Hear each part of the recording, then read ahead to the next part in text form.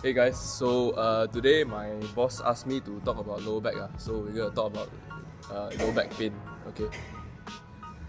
Okay, so when most of us look at lower back pain as trainers or even as trainees or someone training yourself, we tend to think of lower back pain as an issue at the lower back itself, and we usually ask the question of why isn't my lower back strong enough to support the weight that I'm carrying.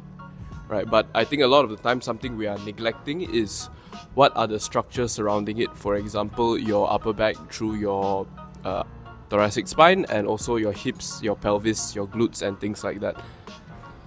I think it's also very common for us to blame things like the core and also the glutes being not strong enough, which is a very common thing we see.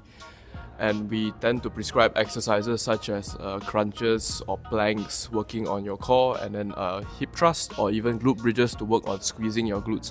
But I think sometimes instead of asking why is the structure not strong enough to support this load, we should be asking why we are putting so much load on this structure in the first place.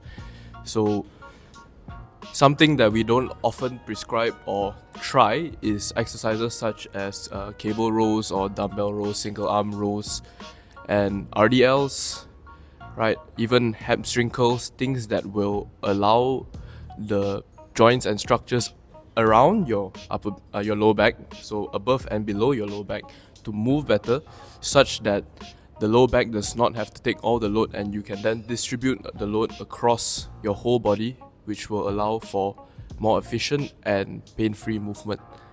So something I want you guys to try the next time you have a lower back flare-up is, instead of trying to address the lower back or the core itself, try to look at the upper back and also your hips.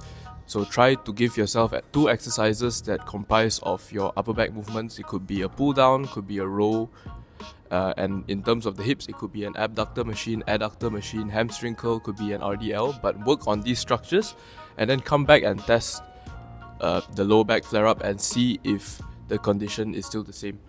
I'm willing to bet that it's more likely that this is going to be a more effective long-term solution than addressing the lower back itself.